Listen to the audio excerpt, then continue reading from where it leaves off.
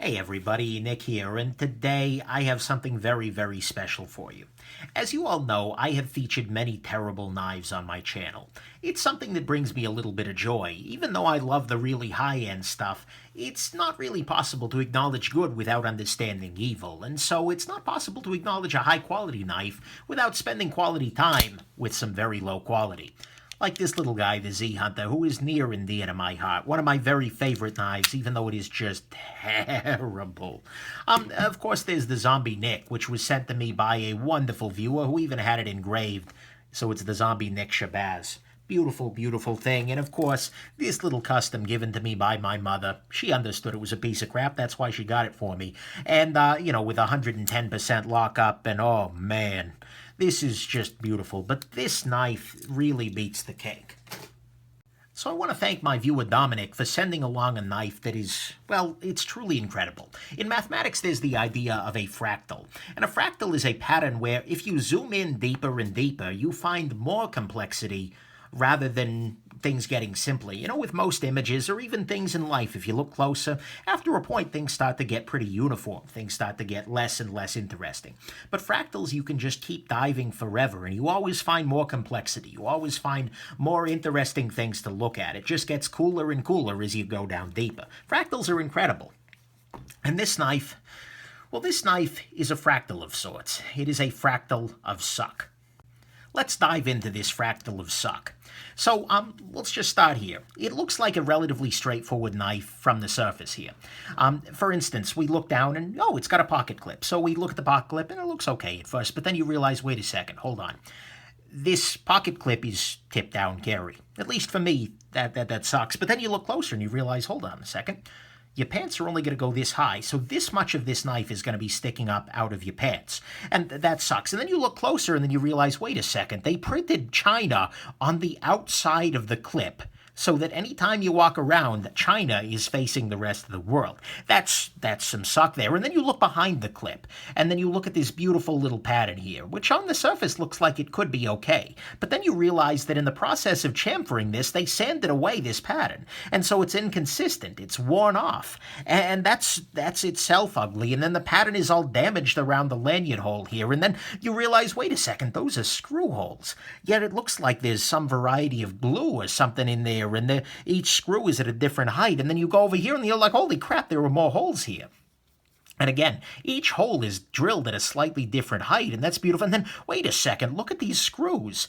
It's not Phillips, it's not Allen, it's just something that's entirely stripped out. And it's deeply, deeply ugly. And then this pivot with, I don't even know what the heck that is. It looks like it was banged off with a screwdriver or something at some point in time. And then you look at the finish of this thing, which looks like it's some sort of a sandpaper satin affair, but it's all scratched up. Then you flip it over and it just gets worse because, oh my God, look at this. This is like a Scotch-Brite finish that was finished with a ball-peen hammer. Same thing with the freaking pivot, which is already starting to strip out. It's fresh from the freaking factory, and again, the holes are inconsistent. And again, this pattern is inconsistent. You see the screws here, and these are stripped out as well, which is just a beautiful thing. And then you look at the lanyard hole here, where it falls down into this weird little thing, and then you start turning it over again, then you realize, holy crap, the entire knife is asymmetrical. And there were gaps, massive gaps between this chunk and this, and this doesn't need to be asymmetrical. Then you realize, holy crap, they wrapped the stop pin in duct tape in order for the knife to lock up. And so you're thinking at this point, wait a second, Nick, how can this get any worse? You've reached the end of the fractal. Oh, just you wait. Because, watch this. It can get worse. Oh, yeah. Check this out. Because right at the surface here, this is terrible. You have one blade that is down here, which is, well, spectacular in and of itself. You've got sort of a hollow grind coupled with a very sharp grind over here. And then you've got these holes that are drilled in the blade. And that's just a beautiful thing itself. It's kind of like they're speed holes, basically, which make this higher speed and lower drag.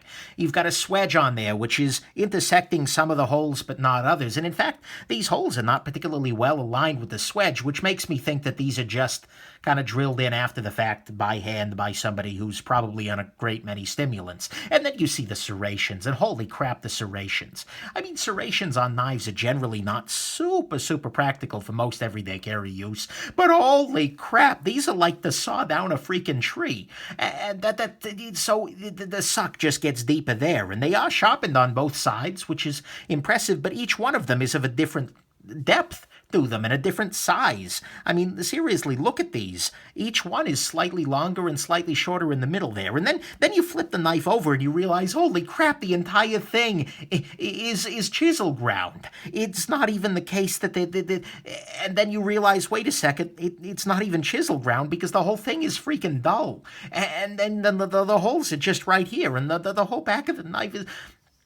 Then you see the steel marking, which is just 440 stainless, which is right there. This is probably not 440 stainless at all. Frankly, it's probably not even stainless. And then you realize, okay, well, maybe the jimping's okay. No, because the jimping is the entire damn knife. They have jimped the entire blade. And then the stop pin is the thumb studs are asymmetrical. One side is flat and the other side is pointy. And that doesn't need to be the case at all. And then the coup de grace... Check this out, the Maker's Mark. Oh my God, look at this Maker's Mark.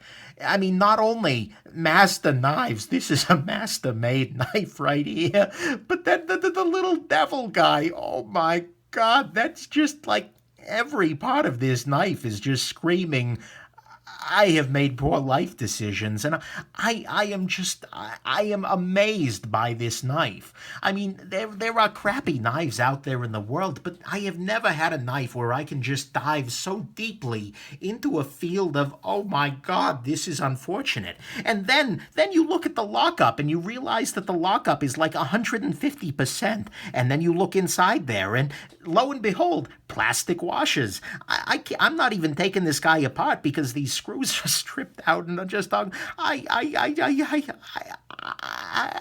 just don't even know what to say about this, except that I want to thank from the bottom of my heart my viewer Dominic, who sent this in to me, saying that you need to check out this terrible knife. He apparently got this for $5 at a flea market. I mean, at some level, he overpaid incredibly, but at another level, something of this quality, I mean...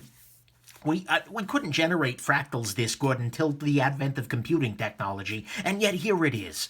This is just, oh my God, incredibly terrible. So, I mean, yeah, this is like the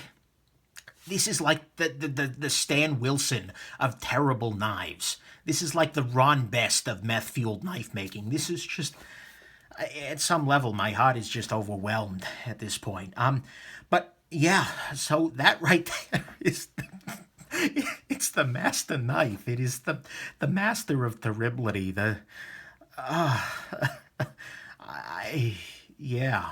So Dominic, thank you so much for sharing this bit of joy with us all. And please, next time that you handle a terrible knife, realize that, yeah, it may be terrible, but at some point it stops, whereas this guy, it just gets deeper and deeper. If I had a microscope, I'm sure I'd find something just brutal in there, too.